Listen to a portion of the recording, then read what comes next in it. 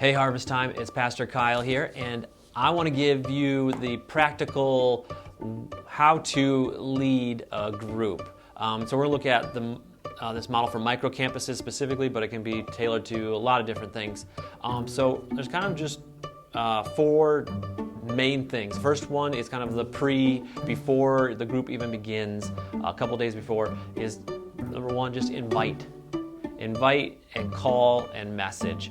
And it's amazing how many people will forget, oh, it's grouped. We have micro campus today, we have micro campus tonight, or whenever you're doing it. Yeah, we do.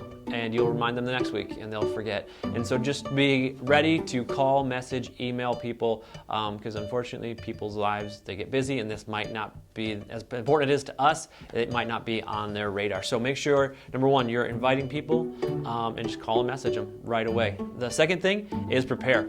Have you ever gone to somebody's house and you can tell that somebody wasn't prepared to have you there? It's not a fun feeling. And so what we want you to do is maybe just get whatever space that you're going to be having your group at, just get it ready. Make sure there's no dirty dishes just sitting on a couch or whatever, right? Let the people know who are coming to your group that, hey, I was expecting you and I want you to be here and I plan for you to be here. And so just do whatever you got to do to make sure that that space is inviting. Another practical thing is, if you're a coffee drinker, get the coffee ready, right? Like just have your coffee ready when people are there. Not only that, but it will also create an aroma in your nose, right? And in you that'd be like, oh, I'm ready. I'm ready to, it just shows that you're ready. And that scent is very warm and inviting. Another thing is, if you're meeting kind of earlier in the morning or later at night, have your lights on. Just very practical, but just lets people know, hey, they're ready for me. They want me here. And then just make sure you got your discussion questions ready. Pastor Wes and I will make sure we get those emailed out on Thursdays to you. So just make sure you've got that in your inbox. If you have any questions, feel free to message us or call us. We'll be happy to connect with you on that. The third thing is leading the group. What is ideal is we'd love for you to watch this message from Pastor Kim together, right? So watch the message together, and then have the discussion questions ready. And just to dive into in that discussion portion of the time, remember to give people space to process, because people process at different speeds. So somebody, you're going to ask a question and immediately they're going to have an answer. Another person, you're going to ask them a question and they're going to process that question and process it and process it. It doesn't mean they're not engaged. It actually might mean that they're super engaged, but it might mean that it might take a little while for them to be able to give you a good answer. And so giving people some time to process is a good thing. And it's okay to lean into the awkward, we'll call it. So if there's an awkward silence, it's okay. People are thinking. That's not a bad thing. So give them 15 seconds to be able to process the question and think about what is it that's being said to them, and to be able to give, what does my heart really feel about this passage of Scripture? What do I really feel about my life right now? And be able for them to be able to think that through, and give them that space. Another one is be a good listener. I think the best kind of leader is the kind that asks really good questions. Jesus oftentimes would not answer people's questions. He'd just ask another question. And so be a good listener. James chapter 1:19 says this: my dear brothers and sisters, always be willing to listen and slow to speak. So always be willing to listen and slow to speak. I've heard it that you've got 2 ears and 1 mouth. So listen and speak less. I understand that you've got some great wisdom and revelation from God, and there's a point at which you need to be able to share that. But ultimately, I think one of the best things that can happen in a believer's life is when they themselves come to that revelation themselves. And so allowing people that space to be able to think and to also give them that dignity and say, hey, you know what, I see this in you and I think you can get there. Just another practical step while you're discussing things together is try to involve everyone. If you've got one person who's talking a ton and you've got somebody else who's not sharing very much, this is a great point to say, hey, Jim, I'd love to hear what you've got to say on this. And you're kind of putting someone on the spot maybe a little bit, but that's okay.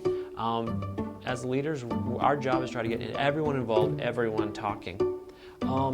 And what happens if somebody comes up with a question that you just, oh man, I do not know. I cannot trace the Pauline travels and missionaries all the way through, and how does it affect his writings? Like, that's okay not to know that right now. And say a great response to some of those tougher questions that you just don't know is, you know what? I'm not 100% sure on that right now. Let's research that and let's talk about it next week. You don't need to know it all.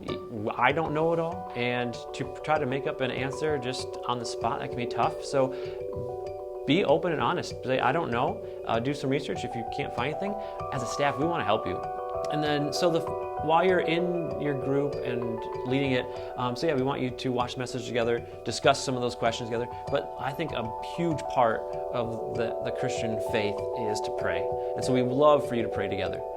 This is something that we really want you to do, is always offer for prayer requests. Always give people a chance to really share a little bit what's on their heart, or really going on in their life, and then pray in that moment right then and there.